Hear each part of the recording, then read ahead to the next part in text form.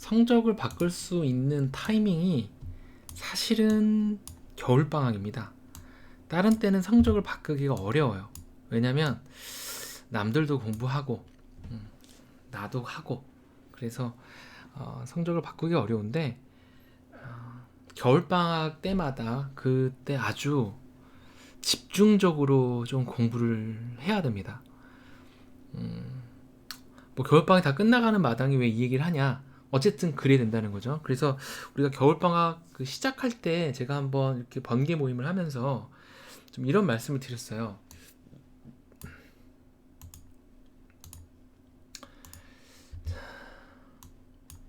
1년치 선행을 습관화하라. 1년의 선행을 습관화해야 돼요.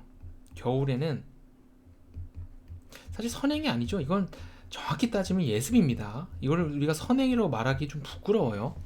네, 그래서 우리가 1년치 예습을 잘 했느냐 라고 좀 물어볼 필요가 있고 이때 우리가 1년치 예습은 아무래도 보통은 수학을 좀 많이 생각하는데 물론 입시에서 수학이 중요하죠. 최상위권을 가기 위해서 중요해. 하지만 저는 밸런스를 맞출 때 수학이 한 4, 그죠? 초등이라면 그리고 국어도 한 3, 그리고 한 영어도 한 2, 그리고 과학 사회도 1 정도는 분배를 해서 얘네들을 1년의 선행을 좀 나가야 된다. 이런 얘기입니다. 저희 학원에서는 학원 프로그램으로 1년 동안 그 2달 동안 학생들을 이렇게 좀 억지로 앉혀놔야 돼. 앉혀놓고서 그 과정들을 좀 1년치 과정들을 좀 억지로 나갔습니다. 네. 그렇게 돼야 1년 동안 공부할 때 좀 편해요. 그래서 많은 사람들이 야 그러면 1년치가 나가면 기억도 못하지 않느냐. 그 공부를 포기할 때는 뭐냐면 결론적으로 얘기하면 학교 수업이 이해가 안 갈 때 그때부터 공부를 포기해요. 그리고 학교 수업이 그럼 이해가 안 가면 딱 자버리거나 재미가 없어져 버리고요. 음. 근데 우리가 학교 생활 하다 보면 결석을 할 수도 있고 뭔가 일이 벌어진단 말입니다. 어느 날은 피곤해서 잘 수도 있고 그래도 따라갈 수 있도록 1년 동안 예습을 해놓으면 그럭저럭 또다시 복습을 하는 거죠. 그래서 공부는 반복입니다. 결론은 반복. 어떻게 반복할 것인가? 이 반복을 위해서 우리가 빠른 예습을 좀 해 주십사 하고 좀 부탁을 드렸습니다. 애들은 아무 생각이 없어요. 그쵸? 애들은 아무 생각 없습니다. 초등학교, 중학교 1학년 때까지는 부모님 말을 좀 그나마 들어요. 초등학교 5학년만 올라가도 잘 안 듣죠. 그래서 사실은 초사 때까지 해서 한 중1 정도까지만 좀 끝내놔도 아이가 뭐 중간에 사춘기가 와서 1년 놀거나 또 방황할 때 있습니다. 아니면 또 수학이 너무 약해서 어느 가정은 수학을 또 어렵거나 그럴 때 있어요. 그때를 위해서 조금 진도를 빼놓을 필요가 있습니다. 그리고 현재 진도를 빼기는커녕 지금 학년 것도 막 버거울 때가 있어요. 그때 빠르게 방학 동안에 전 학년 거 만약 내가 4학년이다 그러면 내가 4학년기 너무 어려워 그러면 당연히 3학년 수학을 들어가야 됩니다. 그쵸? 특히 수학이 단계적 학습이라서 앞에 걸 모르면 뒤에 걸 모르기 때문에 수학은 꼭 보강을 해야 되겠죠. 이때 기준은 꼭 시험을 봐야 됩니다. 지금 제가 이제 수업을 하고 있는 수업에서 제가 하고 있는 수업이 이제 수학이 있는데 이번에 3-2를 런칭을 했어요. 왜 3-1이 아니고 3-2냐? 제가 런칭을 한 게 사실 이걸 안 하려다가 한 게 제가 그때 1대1 과외를 한 10명 정도 했습니다. 근데 이제 이때 초2 아이들이 되게 많았어요. 그래서 3-1을 그래도 한번 봤어요. 한 달 동안. 물론 완벽하지 않겠죠. 한 달 동안 봤으니까. 그래도 어떤 개념이 있는지, 뭐 어떤 내용들이 있는지를 한번 그냥 읽어본 거죠. 그리고 자기 힘으로도 한번 풀어보고. 물론 시험을 보면 점수는 잘 안 나올 거야. 하지만 이 과정이 끝난 다음에 이 아이들을 사실 이 초3 때부터 확 차이가 나기 시작합니다. 잘하는 아이들하고 이제 그대로인 아이들하고. 그래서 지금 몇 명이 좀 사실 제가 눈에 띄는 아이들이 있었어요. 이 아이들은 좀 내가 좀 잡아주면 미친 듯이 조금 눈물을 흘리면서 공부하겠지만 미친 듯이 성적이 올라가겠구나. 그리고 요 초반에 이렇게 한번 잡아두잖아요. 이게 정말 고3 때는 어마어마한 격차가 벌어집니다. 진짜 어마어마해. 이거 못 쫓아갑니다. 이거 그죠? 그래서 그런 말 있잖아요. 모든 성적은 초4 때 결정된다. 진짜 맞는 말이에요. 아니 초 1, 2, 3, 4, 3년을 놀아놓고 남들은 3년 진짜 열심히 한 학생하고 고3 때 가서 1년 만에 역전을 하겠다? 이건 도둑놈 심보죠. 그렇죠? 네. 그래서 초3 때부터는 약간 선행을 위해서 제가 3-2반을 만들었고 이게 10주 완성 과정이고요. 벌써 3분의 1 정도 나갔죠. 네. 그래서 이제 4-1이 나갈 테고 또 계속 이런 식으로 4-2도 나가서 쭉 나갑니다. 쭉쭉. 자, 이제 저랑 수학 커리를 못 하시는 분들한테도 조금 한번 좀 힌트를 드리자면 첫 번째로는 개념 확인이라는 걸 꼭 해야 돼요.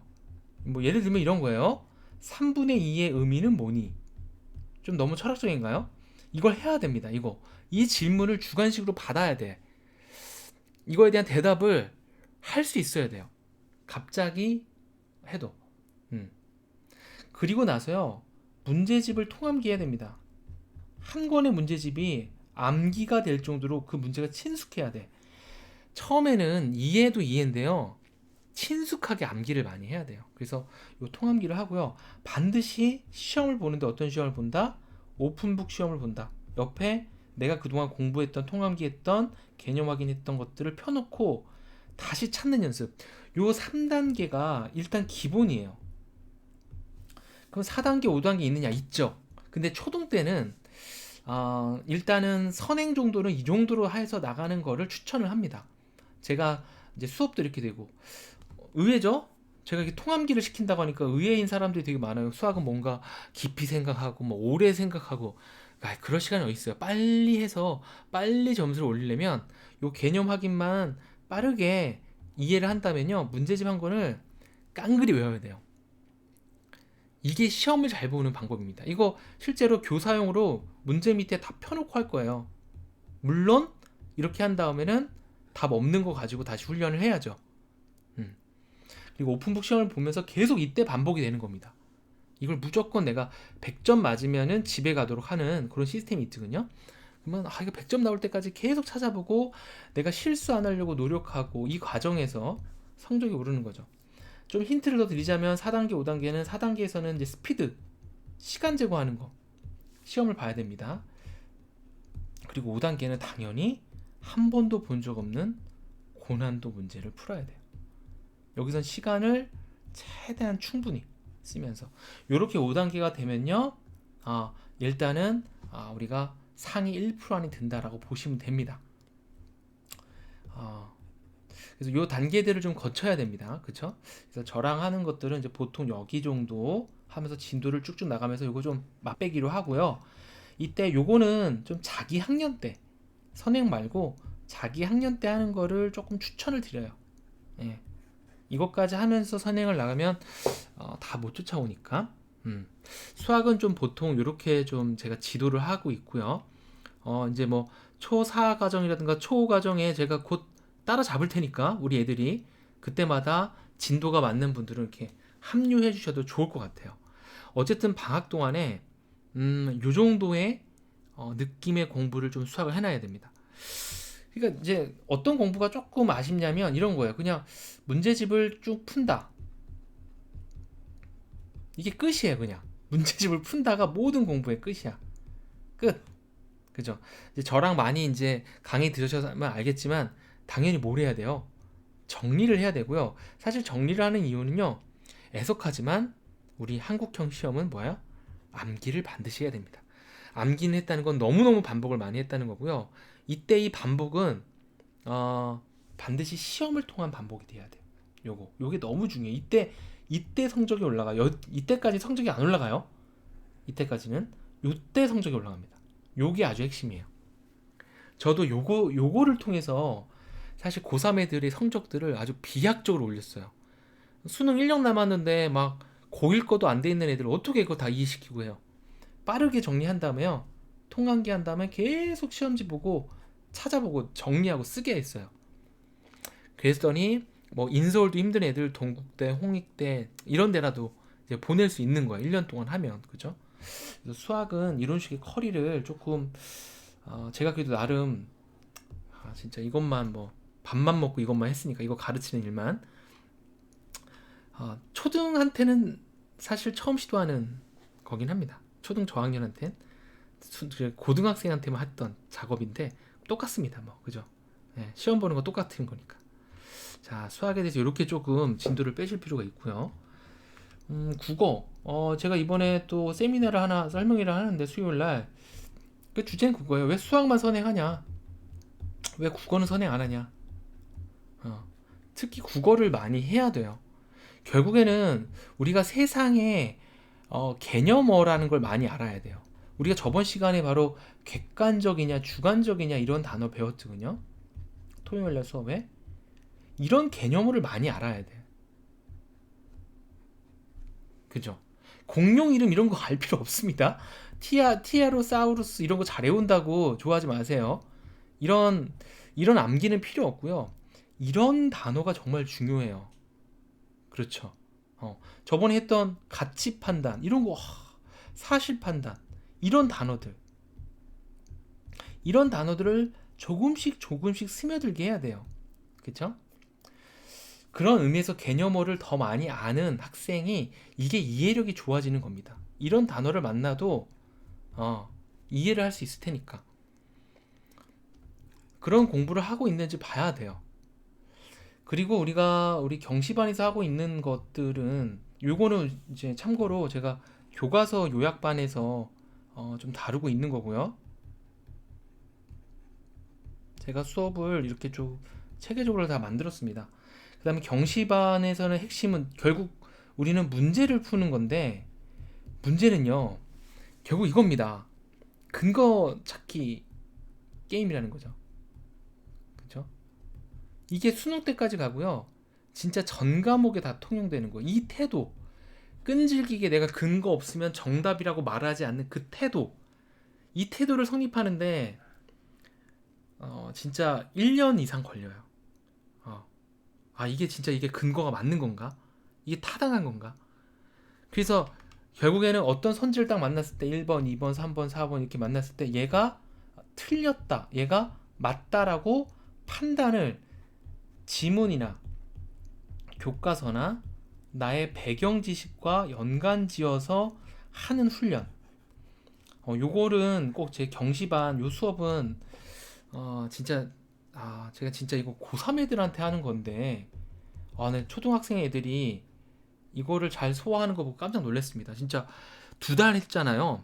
뭐 이런 말씀 좀 드리면 그렇지만 월 6만 원에 이거를 체득했다? 초등학교 3, 4학년 때? 야, 이거는 정말 고3 때 100만 원의 가치가 있다라고 봅니다. 이거 돈 버시는 거예요, 이거 근거 찾기 게임 해서 내가 이제부터 이 근거가 찾아지면요. 물론 지금 그래요. 한 지문 보는데 30분씩 그래요. 한 페이지 보는데 상관없어요. 근데 이게 정답이 맞는 쾌감을 느껴야 돼요. 내가 천천히 근거를 찾으면서 푸니까 답이 맞는구나. 이러한 쾌감을 느껴야 됩니다. 그리고 문제를 풀 때 근거가 없으면 정답을 주저해야 돼요. 그죠? 이건 수학도 마찬가지고 영어도 마찬가지예요.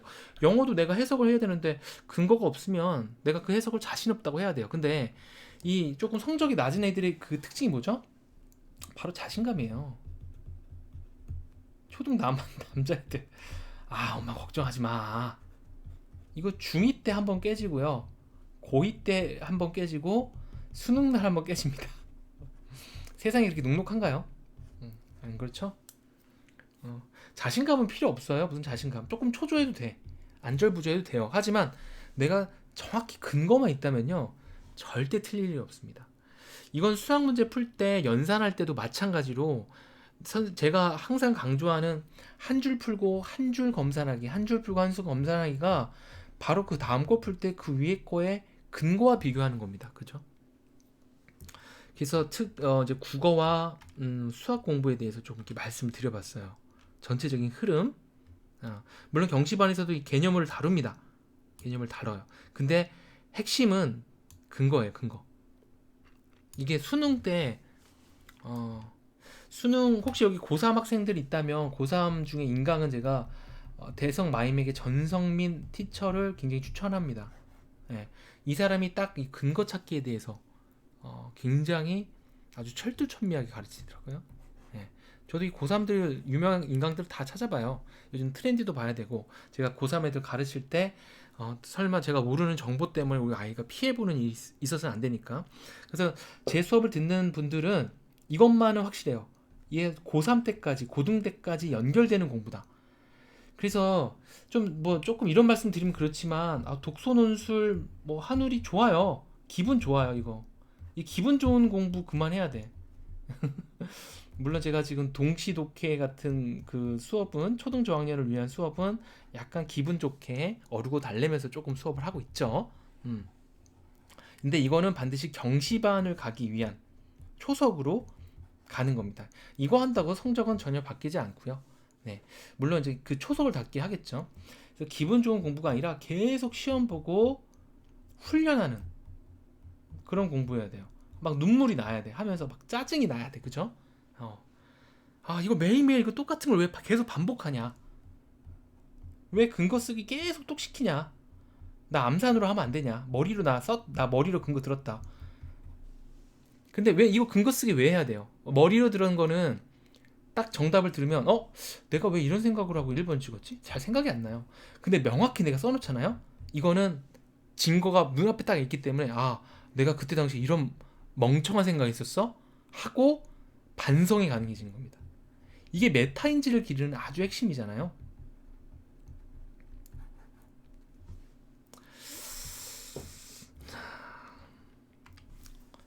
자, 지금 제가 영어 수업도 하고 있습니다. 영어는 0단어 수업을 하고 있고 매일 한 단어씩을 우리가 공부를 하는데 초등학교 지금 3, 4학년 애들, 5학년 애들 이렇게 같이 하는데요. 결국 난이도는 상당해요. 예, 상당히 어려운 내용들을 합니다. 예를 들면 드라이브라고 하면 다들 차를 몰다만 생각하지 drive me crazy 같은 것은 초등학생이 잘 모릅니다. 예.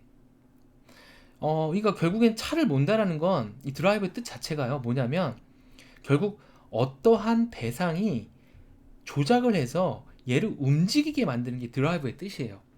그래서 운전하다는 뜻이 그냥 파생적으로 나온 거 하나입니다. 그 drive me crazy라는 것은 이 나를 어떤 대상이 여기 주어가 있겠죠. 이 주어가 나를 막 움직이는 거죠. 그래서 뭐로 움직이는 거야? crazy 미치게 만드는 거잖아요. 어떤 되게 멋진 사람이 나를 완전 미치게 만든다. 뭐 한눈에 반했다는 표현이죠. 자, 그래서 단어를 공부를 할 때 저는 그래요. 초등이라고 절대 쉽게 기분 좋게만 가르치지 않아요. 드라이브하고 운전하다 10번 써 너무 쉽죠? 아니에요. 더 중등 고등 때까지 쓸 수 있는 기본 어휘를 다 잡아야 돼요. 이거 무조건 할 수 있어요. 어려운 거 아닙니다. 계속 반복해야죠. 물론 한 번 보고 끝내는 게 아니라 그리고 나서 문법 같은 거 좀 해주고 독해를 하면 되는데 이거는 앞에 했던 경시반이나 근거 글쓰기 하는 애들은 이런 건 진짜 완전 껌이고요. 예. 여기까지만 해주면 나머지는 자동으로 넘어가게 되어 있습니다. 그렇죠? 그래서 이제 이거에 해당되는 내용도 한번 좀 더 수업을 개설해 볼까 생각하고 있습니다. 영단어 수업을 듣는 뭐 학생들 한 300단어 정도 해서 한 1년 넘게 걸리겠죠. 네. 1년 정도 1년 정도면 300단어 해서 방금처럼 아주 중요한 단어들 다이어들을 외우게 됩니다. 영어 단어 외울 때 타이거 이런 거 외울 필요 있나요? 그냥 언젠간 알게 됩니다. 타이거 이런 거 이런 명사가 중요한 게 아니에요. 핵심적인 단어에 그 핵심적인 단어가 있습니다. 이거를요 고등학생한테 물어봐도 중하위권은 이거 몰라요. 이렇게 정리해 본 적이 없어서 제가 이거 수업할 때 이 영단어 수업하려고 영영사전 여기 있죠? 영영사전 다 참고하고 사전 2개 참고해서 씁니다. 예. 자, 어쨌든 제가 어렸을 때 그렇게 공부했어요. 어렸을 때 영영사전 한번 펴놓고 이 진짜 뜻이 뭘까? 내가 어떤 문장에서 드라이브를 만나도 내가 자신 있게 해석할 수 있는 근거를 딱 정리해 두는 거죠. 아, 절대 안 틀려요. 절대. 자, 그래서 우리가 딱 어떤 걸 완성해야 돼요. 그죠? 시험을 보고 뭐 자, 우리가 한번 좀 말씀을 드려봤는데 제가 이제 수업에 대한 전반적인 좀 얘기를 말씀드렸고요. 이번에 비폭력 대화 수업도 하나 하려고 합니다. 이거 인성에 관련된 건데요. 제가 이거 성인 대상으로 정말 오랫동안 가르쳤는데요. 이게 상당히 머리가 좋아야 돼요. 이거 머리 개발에 굉장히 도움이 됩니다. 왜냐하면 이게 상황 파악이 돼야 되는 거거든요. 상황 파악이 돼야 어떤 그 감정, 서로 간의 감정에 대해서 파악할 수 있는 건데, 이거 상당한 감정 지능이 필요해요. 사회생활에서 정말 중요한 거고요. 네. 비폭력 대화 금요일날 8시가 가장 투표가 많아서 이번 주부터 조금 하려고 합니다. 일단 4주로 기초과정을 할 거고, 제 스타일은 뭐 아시겠지만 뭐 약간 말랑말랑 하진 않습니다. 문제 풀고요. 이것도 문제 풉니다. 그리고 근거 쓰고요. 글쓰기 합니다. 일기 쓰기처럼 글쓰기를 하고요. 그리고 이걸 적용하는 거. 이것까지 갑니다. 어머님하고 함께 들었으면 좋겠어요. 정말 초등을 위한 것은 잘 안 하니까. 그리고 이제 제 특징이 이제 수학을 가르치는 특징이 있다 보니까 유형별로 정리해서 아니 무슨 이런 인성교육도 유형별로 정리해서 문제를 풀게 하냐. 이거 다 깡그리 외우게 해야 돼요. 암기해야 돼. 그리고 적용하면서 저한테 제가 질문을 하면 그 질문에 대한 답을 하면서 자기가 깨치는 거죠. 내가 어떤 친구들한테 야 너는 왜 이렇게 게을러? 라고 말을 했을 때 그 상대방이 어떤 느낌이 들지, 그리고 그 느낌 때문에 서로의 관계에 어떤 영향을 미칠지 그 수를 한두 수 내다볼 수 있어야 돼요. 자, 이런 공부들이 사실 뭐 문학작품 같은 걸 공부하는 기본이 될 수도 있습니다. 예전에도 한번 얘기했었지만 자동 우산이나 시를 읽는데 우산이 이렇게 아이한테 기울어져 있고 엄마가 비를 반쪽을 맞으면서 이 우산이 기울어져 있는데 왜 기울어져 있냐고 물어봤더니 우산이 무거워서요 라고 대답을 하는 친구들이 엄청 많았다는 거예요. 이게 어떤 서로의 감정이 있는지, 엄마와 딸 사이에 어떠한 감정이 있는지를 모르고 하는 얘기입니다. 이런 것들이. 그죠? 문학 작품을 이해하는 것, 평론하는 거에도 굉장히 좀 중요한 거고, 우리가 살면서 흔히 말하는 센스죠. 저는 이거 대학 4학년 때 공부하고 이런 말씀 그렇지만 여자한테 인기가 좀 많아졌어요. 네. 이 정도 수업이 되고, 그동안 했던 거 중에 소리 피아노도 한번 좀 다시 하고 싶은데, 사실 피아노는 제 전공이 아니고 그냥 재미삼아 한 거라서. 그리고 이제 목소리와 함께하는 발표 이런 것도 조금 계속 수업을 좀 하고 싶긴 해요. 이런 것들은 차차 할 생각이고요.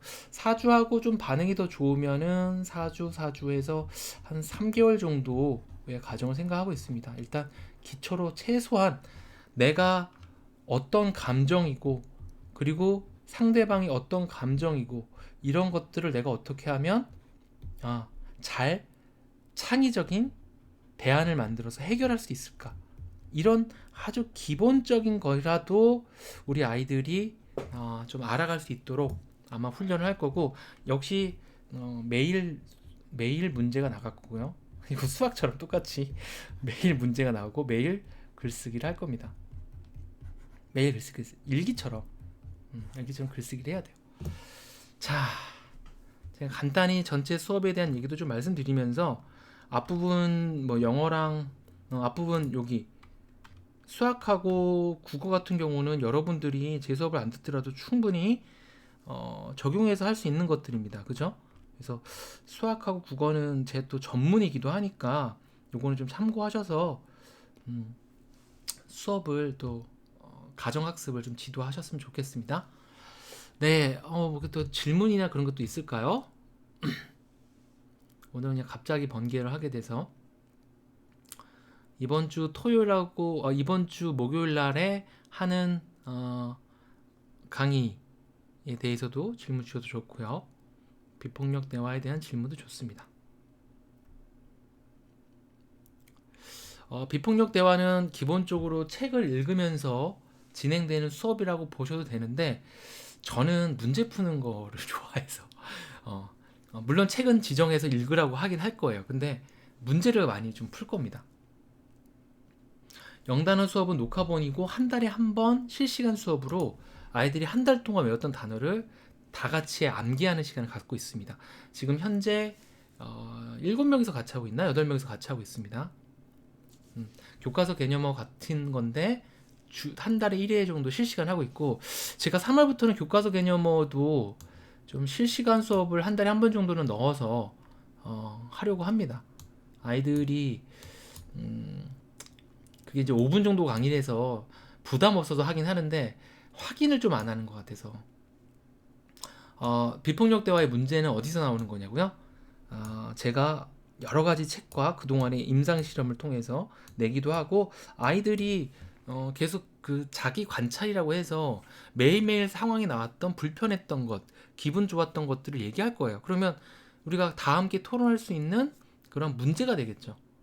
그리고 기본적으로 비폭력 대화랑 기린과 자칼이 만나 함께 살 때랑 그 책이랑 청소년을 위한 비폭력 대화 이런 책들을 읽는 여러 가지 문제 상황들을 제가 좀 각색을 해서 문제를 낼 것 같습니다. 예를 들면 방금처럼 내가 어떤 사람한테 누가 나한테 밥을 사줬을 때 제가 문제를 내볼게요. 누군가 나한테 밥을 사줬을 때 내가 그 친구한테 착하다라고 얘기했다고 해보죠.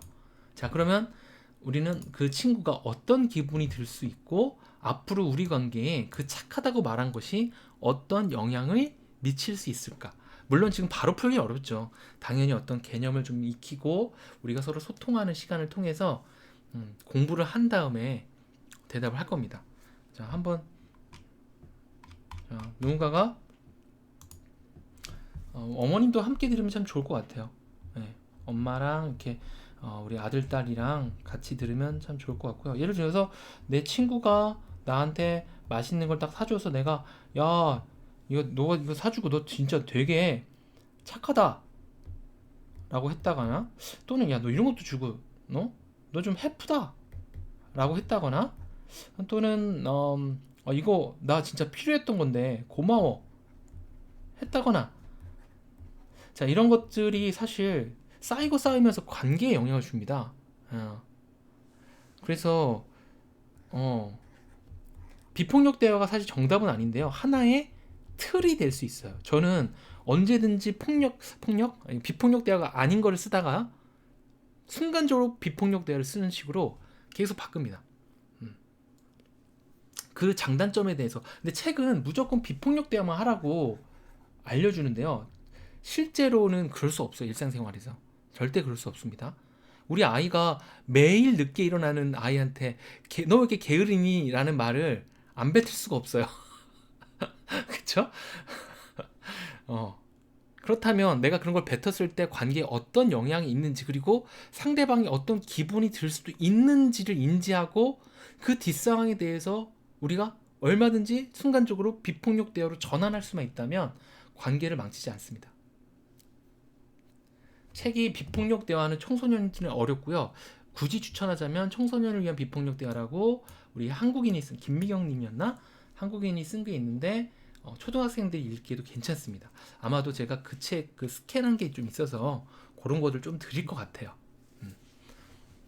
근데 책을 읽으라면 아이들이 잘 안 읽어서 근데 문제풀이를 하라고 하면은 어때요? 지금도 제가 어떤 문제를 내니까 되게 궁금하죠. 궁금해야 돼. 공부가. 그래서 야, 책 처음부터 읽어봐. 1단원부터 읽어. 이거를 강요 안 했으면 좋겠어요. 저랑 같이 문제를 풀고 하다 보면 어떤 챕터를 한번 읽어보라고 하면요. 그 궁금증 때문에 그 챕터 한두 줄을 한 챕터 2페이지 정도를 읽게 되는 거예요. 그러면서 독서가 재밌어지고 더 궁금해지고 그렇게 가는 겁니다. 저도 그렇게 공부했어요. 그러니까 예를 들면 어떤 책을 읽는데 그 책을 뭐 이런 사전 같은 책을 처음부터 읽어라? 재미없는 거예요. 저는 어렸을 때 그 에리 프롬의 자유로의 도피를 왜 초등학교 3, 4학년 때 궁금했는지 몰라? 사랑의 기술 이런 거 이걸 읽으면 사랑을 잘할 수 있나 고 막 목차를 본 다음에 어떻게 하면 사랑 잘하지? 막 읽어보는 거야. 뭔 내용인지 모르죠. 근데 그 궁금함이 너무 중요한 거예요. 근데 아이들 궁금하지도 않는데 책 던져주면 안 됩니다. 그래서 제가 왜 책을 먼저 사는 것들을 그렇게 조금 경계를 해요. 이게 막 너무 공부처럼 안 갔으면 좋겠어요. 그래서 자유롭게 서로 대화를 나누면서, 그러니까 대화를 나누면서 교정하는 게 진짜 좋아요. 그래서 유대인들이 그 밥상머리 교육한다고 하잖아요. 밥 먹으면서 학교에서 뭐 배웠니? 물어보고 그 어떤 뭐 너는 그렇다면 어떻게 생각할 것 같니? 그러면 또 질문하고 계속 질문하고 자기가 생각하게 만들고. 특히 이 윤리학 교육이 더더욱 그래야 됩니다. 그러면서 책을 한번 찾아보게 되고 이렇게 되는 게 중요해요. 고나미님, 경시 수업은 이번 주 목요일 날이 아니고요. 다음 주 목요일 실시간이 있는데 이번 주 금요일부터 아마 이렇게 세팅이 이루어져서 녹화본 강의가 이렇게 좀 나갈 것 같아요. 네, 이번 주 목요일까지 접수를 받고 수학 수업은 이미 세팅이 되어 중간에 들어갈 수 없나요? 초사 들어올 수는 있습니다. 네, 개톤 주세요. 초사 지금 3-2에 물론 저기 3분의 1 정도 나갔긴 했는데 녹화본을 보시면서 좀 따라오시면 좋겠고요. 만약에 조금 뭐 아쉽다면 4-1이 2달 후에 또 런칭이 될 테니까 그때 합류하셔도 나쁘지 않을 것 같은데요. 만약에 실력이 안 되면 4-1 때 들어와도 좀 힘들 거예요. 아마 3-2 우리 체험하신 분이 있다면 깜짝 놀랐죠. 처음에 와서. 제가 일부러 처음에 좀 어렵게 가르쳐요. 왜냐면 제가 가르친 애들이 6학년 거까지 쭉 같이 갈 아이들만 남겨놓고 싶어서 그걸 견딜 수 있는 애들. 예. 처음부터 최상위 수학으로 나가버립니다. 막. 물론 교과서도 하고 최상위 수학을 들어가기 전에 더 쉬운 퀴즈도 풀고 하는데 하여간 최상위 수학을 풀어요. 처음이지만 못하는 애들도 풀게 합니다. 방금처럼 답안지 펴놓고 이해를 하는 거는 얼마든지 할 수 있어요. 조금만 노력하면 하루에 1시간은 투자해야 돼요. 수학은. 그죠? 그렇게 공부해보면 좋을 것 같습니다.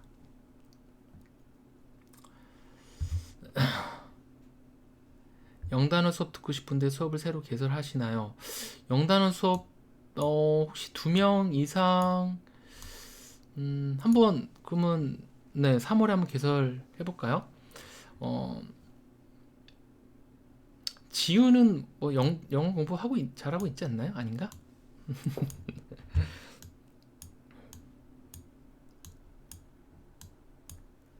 영단어도 뭐 방금 말씀드린 것처럼 조금 어려워요. 근데 이해는 될 거야 아마.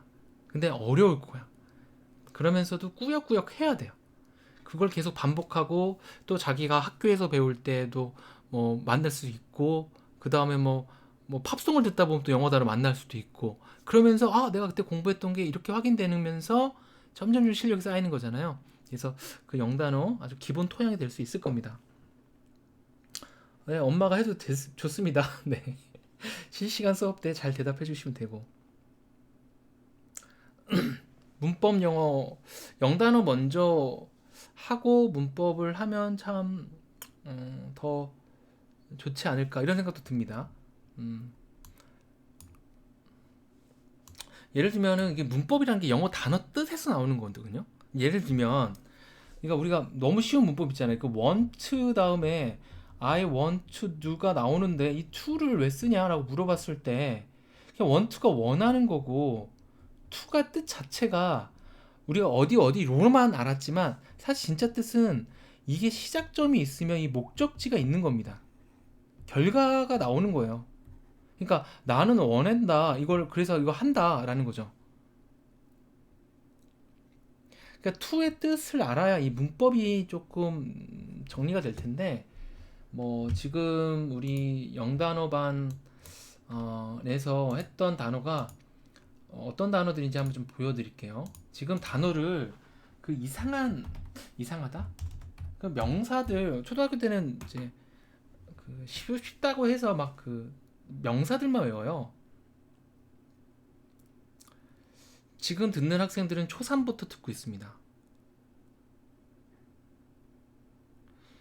영단어에 은근 관심이 많으시네요. 그럴 줄 알았으면 진짜 홍보를 한번 할 걸 그랬네. 지금 영단어 수업하는 학생들 이거 한번 단어 한번 볼게요. 이제 이렇게 녹음하고 이렇게 공부한 거 이렇게 인증하고 있습니다. 단어 뭐 이런 식으로 렛에 대해서 하죠. 렛 너무 중요하잖아요, 그죠? 흔히들 우리가 사역동사라고 해서 많이 외우는데 사역동사를 외우기 전에 let me do it부터 우리가 이걸 알아둘 필요가 있어, 그죠? 이게 왜 그런 뜻인지. 그래서 이런 단어들에 대해서 공부를 합니다. live 남기고 떠나다, 휴가 왼쪽, 이 뜻 다 점검합니다. 한 가지 뜻만 하지 않아요. 그래서 live가 쓰이는 모든 단어의 뜻을 다 점검합니다. 고등학교까지 다 써먹을 수 있고 더 이상 할 필요 없어요. 움직이게 만들자도 다 드라이브가 뭐 드라이브 유 홈 하면 너를 데려다 주던데, 선생님 드라이브가 운전하다만 있는데 왜 갑자기 데려다 줘요? 이게 왜 어떻게 확장되는지를 알아야 돼요. 지금까지 공부했던 단어들 한번 좀 보면은 첫날인 be부터 시작해서 reach, hot, ing, ed, clean, hand, walk like a wheel, come, com이라는 접두사도 하고 do 이런 것도 하고요, 그죠? 그래서 on이란 뜻도 하고 뭐 in 전치사들 이렇게 다 합니다. 그러면서 뭐 draw라든가 move라든가 이런 뜻도 다 하고 있습니다.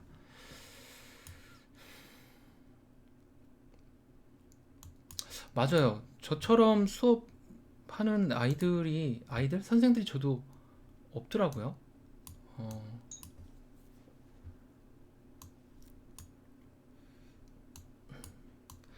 조정식 쌤의 고3 중에서 조정식 쌤이라고 유연한 사고라는 수업을 하는 선생님이 있어요. 메가스터디. 그 선생님이 아마 저랑 비슷하게 영단어를 정리하는 걸로 아는데, 저처럼 그림으로 정리하고 그렇게 하나의 뜻으로 하는 분은 저도 만나본 적 없어요. 저도 누구한테 배워서 한 게 아니에요. 저도 그냥 영영사전을 계속 읽고 그리고 알아낸 거거든요. 음. 처음부터 해야 돼요. 영단어 B부터 해야 돼요. B, 2, 4 이거 중간에 못 들어가요. 중간에 막 그 단어 뭐 드라이브 이런 것들 못 해요. 드라이브 하려면 뭐 그죠? 영단어반 하나 그러면 제가 한번 할 테니까 뭐 좀 뭐 5분 이상만 되면 또 개설하겠습니다. 네. 그러면 제가 영단어 반도 하나 해서 아마도 실시간은 한 달에 한 번 일요일 밤 정도 할 것 같아요.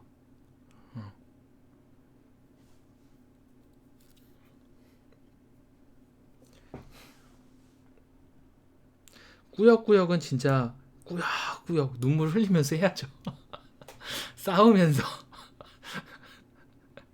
이해 안 가도 그냥 꾸역꾸역 외우자 하고 넘어가고 또 반복하고 학교 가서 또 하고 그래도 안 되면 방학 때 다시 한번 또 복습하고 더 쉬운 책도 해보고. 근데 우리가 쉬운 것만 하면 실력이 안 들어요. 정말 뭐 할 때 머리가 깨질 것 같고 막 진짜 이게 그쵸. 손주연이 지금 저거죠. 영단어 하고 있는 학생이죠. 주연이가. 이게 하루에 10분 정도 강의인데, 그리고 문장은 한 10개 정도 하는데 꾸준히 하는 거 정말 어렵습니다. 예. 국어영시는 매주 실시간으로 합니다. 이거는 계속 아이들한테 질문을 던지고 아이들이 그 질문에 대해서 막 생각해 봐야 되는 거예요. 경시는. 이건 녹화본이 효과가 많이 없어요. 계속 그 선생의 생각을 조금씩 다가서는 거예요. 저도 한 번에 다 알려주고 싶죠. 근데 안 돼. 그냥 누가 잘못된 논리를 펼치면 그걸 너가 틀렸어라고 하면 기분만 상하고 안 돼요. 근데 그렇게 하면은 발레로 막 제가 들어보는 거죠.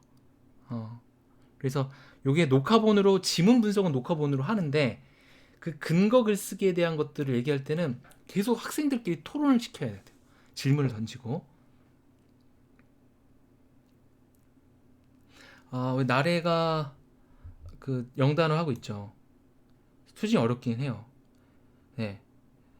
무조건 계속 외우면서 하면 되나요? 계속 외우면서 하죠. 근데 이게 이제 막판 300단어가 다 끝나면 뭘 할 거냐면 그 300단어를 가지고서 영작도 할 거고 그 막판은 아마 제가 실시간 최종으로 아마 한 달 정도는 총정리를 같이 조금 할 거예요. 그거를 하고 나면 조금 더 시야가 보이겠죠. 왜냐면 지금은 한 단어 한 단어만 보다 보니까 그냥 꾸역꾸역 이런 단어가 있구나 하고 넘어가는데, 물론 계속 문장을 제가 이미 배웠던 단어를 가지고 문장을 만들기 때문에 조금 도움이 되지만 막판에 또 총정리를 해야 되고, 역시 학교에서 수업하고, 또 우리가 사실 이 영단어 수업이 뭐 저거잖아요. 뭐 하루에 진짜 뻥 조금 보태서 20분이면 끝나잖아요. 제가 봤을 때는 제 강의 듣고 받아쓰고 애들 녹음 쭉 하고 그냥 10분이면 거의 끝나는 것 같은데, 그 정도 가지고만 영단어가 해결된다면 너무너무 좋겠지만, 일단 하나의 좋은 시작점, 그리고 제가 갖고 있는 그 단어에 대한 개념을 접해본 것만으로도 하나의 시야가 생기는 거니까. 그러면서 계속 영어를 접해야 돼요. 그런 다음에 제가 한번 나중에는 영단어 끝난 아이들은 독해반을 좀 만들어서 그 독해반에서 제가 같이 공부했던 영단어들을 좀 익숙하게 하면서도 문법을 다루는 그런 시간을 좀 가지면 좋을 것 같아요. 어쨌든 제 수업이 약간 서브 느낌이잖아요. 주 수업이 아니죠. 주 수업 하려면 일주일에 2시간씩 2번 해야죠. 그죠? 그리고 시험도 계속 보고. 근데 약간 부담 없이 하면서도 이렇게 플러스 알파를 하면서 언젠간 1년 정도 하면은 좀 깨달음이 오게끔 하는 게 목표니까. 영단어 300단어 하려면 아마도 제 생각에는 한 달에 20개 하거든요.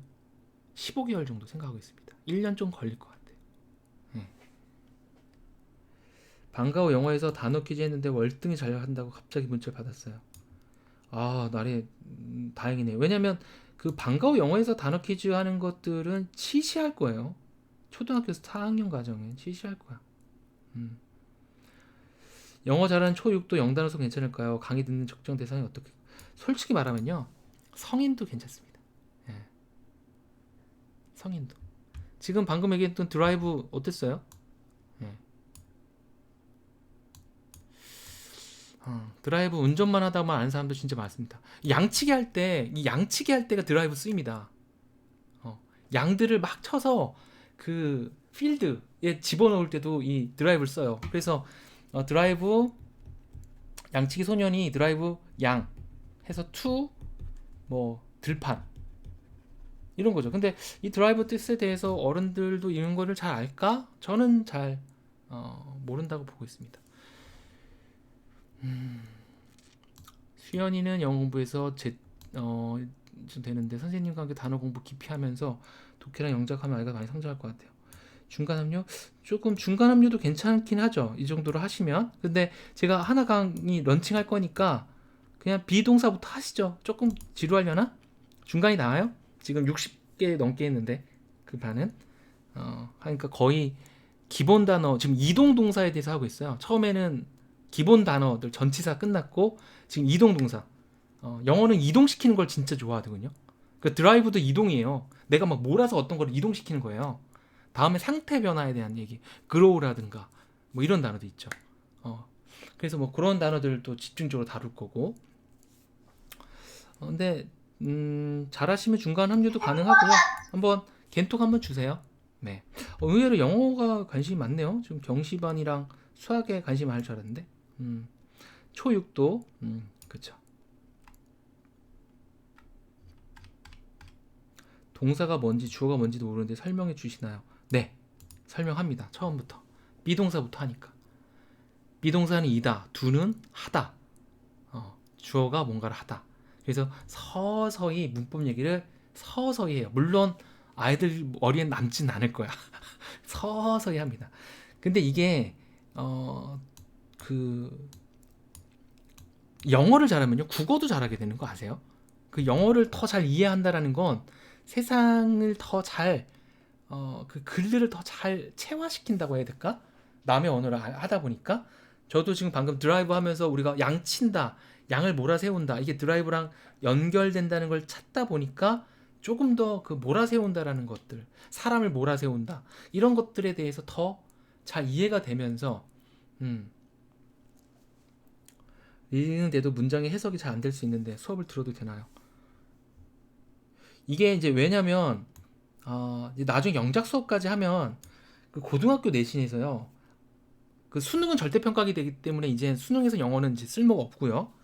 그리고 내가 원어민 수준의 영어를 잘하고 싶다면 제가 예전에 했던 그 영어 발음 수업이 있었는데 인기가 없어서 좀 하다 말았지만 그 수업을 좀 듣는 게 더 좋은데 어, 우리가 정확하게 영작할 수 있는 능력이 길러야 돼. 그래서 문장 해석을요 완전히 번역을 완전히 할 수 있어야 돼요. 완전히 이런 거 만났을 때 만약에 그가 he drives 그가 양을 쳐서 들판으로 몰아세웠다는 걸 해야 되는데 그는 운전했다 양과 함께 뭐 이렇게 하면은 뭐 이상하겠죠. 그래서 이 번역을 정확히 잘 하는 연습들부터 한국 내신형은 어쩔 수 없어. 영어를 자유자재로 쓰는 것들에 대해서는 우리 아이가 그쪽으로 갈 건지 한국형 시험을 잘 보는 쪽으로 갈지를 정하시고 저는 무조건 한 문제도 틀리지 말자 주의거든요. 한 단어도 놓치지 말고 다 해석해서 누가 영작하래도 정확하게 영작하고 수능 시험 고등학교 1학년 내신 시험 봤을 때 어를 쓸지 덜을 쓸지 정확하게 써서 1점의 감점도 없게 하는 거. 이게 서울대 가는 가장 쉬운 방법이에요. 내신을 잘 봐야겠죠. 한 문제도 안 틀리게. 네, 영단어반 월 6만 원이고요. 제가 여기 한 지금 5분 되는 것 같으니까 네. 저기 단톡방에 공지하겠습니다.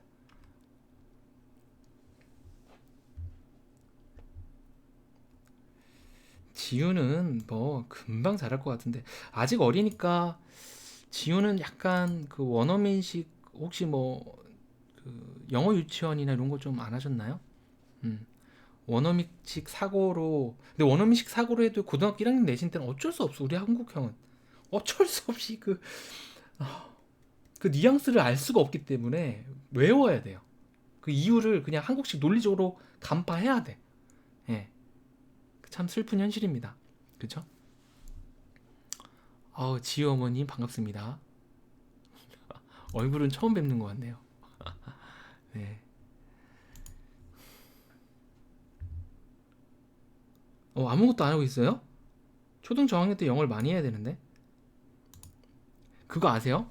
1살 때까지 영어의 발음에 노출된 사람하고 그걸 노출되지 않은 아이는 끝내 원어민의 발음을 듣냐 못 듣냐를 결정한대요. 저는 이 책을 제가 그 책 읽는 뇌라는 책에서 봤거든요. 절망감. 제가 진짜 미드를 듣기 위해서 그리고 대학교에서 영어를 수업하잖아요. 뭐 요즘 뭐 그런 대학들이 정말 많은데 더더욱 많아질 건데 대학 수업 들을 때 그 교수님의 그 발음을 알아듣기 위해서 정말 한국식 발음이잖아요. 교수님들 발음. 저 때는 그랬는데 하여간 그걸 듣기 위해서 진짜 노력을 엄청나게 많이 했어요. 근데도 내가 그 벽을 넘을 수가 없구나. 결국 나는 원어민처럼 들을 수가 없구나를 알았을 때 너무 슬펐어요. 저도 지금 피아노를 혼자 독학으로 이제 고등학교 때부터 쳤는데 아주 어렸을 때 했으면 내가 더 그 상대 음감, 절대 음감을 더 타고났을 텐데 저는 조기 교육의 신봉자인데 여기서 조기 교육은 막 1살 때, 3살 때, 4살 때 결정되는 것들. 그런 것들이 나중에 나이 먹으니까 그 넘사벽이 되더라고요. 근데 제가 어렸을 때 7살 때 주산학원을 다녔었어요. 한 반년 다녔나? 어머님이 왜 그걸 다녔는지 모르겠는데 제가 그렇다고 주산학원을 추천하는 건 아닌데요. 교산 강의도 한번 특강으로 한번 할게요. 그거 한 두세 번이면 익힐 수 있는데 머릿속에 띄워놓고 하는 거거든요. 근데 어렸을 때 그걸로 암산항 받아서 노트 상장 받았던 게 아직도 기억나요. 근데 그때부터 제가 암산을 되게 좋아했어요. 그래서 수학 문제를 계속 암산으로 푸는 그런 걸 하다 보니까 수학을 잘하게 됐는데 그 어렸을 때 그 결정적인 계기 한두 번이 참 인생을 바꿔놓는 것 같아요. 돌이켜보니까. 네. 그래서 저는 중학교 때 그냥 초등학교 때는 공부를 잘 못했는데 중학교 때 갑자기 제가 한번 공부 한번 해볼까 하는데 물론 제가 IQ가 높기도 한데 이상하게 반에서 수학도 다 맞고 막 반에서 갑자기 3등까지 올라가는 거예요 중학교 때. 그래서 왜 그러지? 근데 애들 이거 왜 못 풀지? 이해가 안 되네. 막 이런 기분이 들었는데 그 이유는 아마 어렸을 때부터 그 암산을 하는 그런 어, 음, 그런 계기가 저한테 컸지 않았을까 이런 생각도 해봅니다.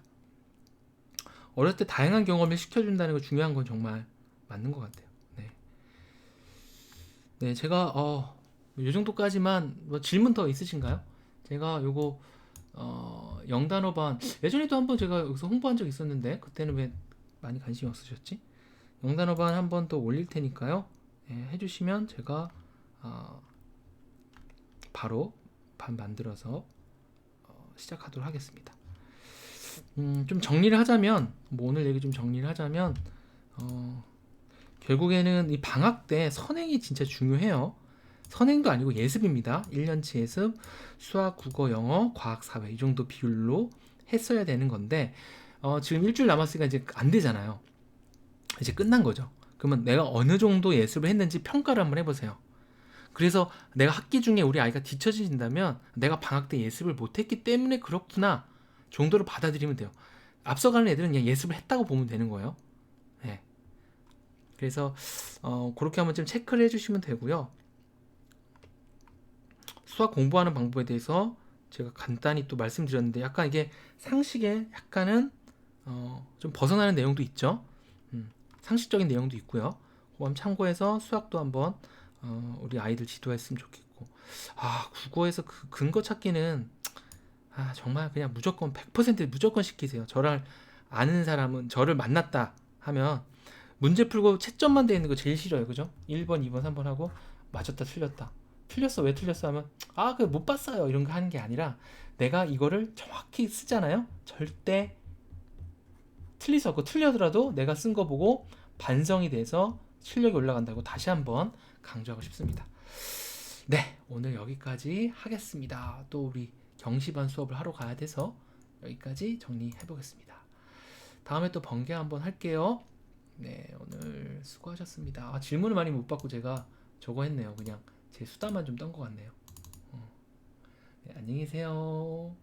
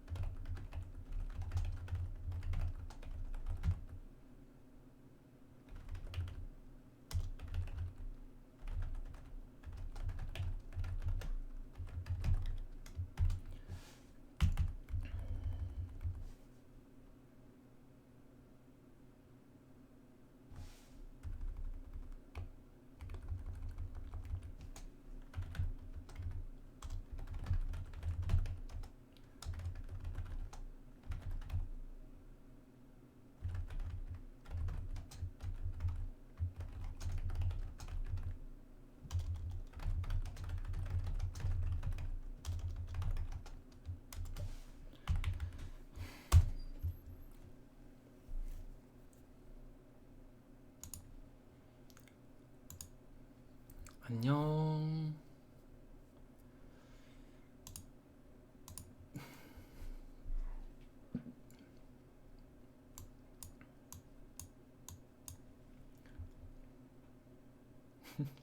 승아가 얘 보는 거야? 아, 얘기 너무 귀엽다. 하준이 하긴 했지. 음, 오늘 올린 거 아니면 언제 올린 거?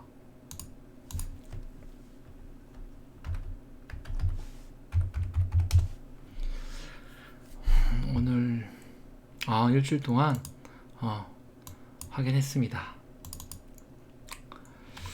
풀이가 점점점 좋아지는 것 같아요. 서윤이 안녕.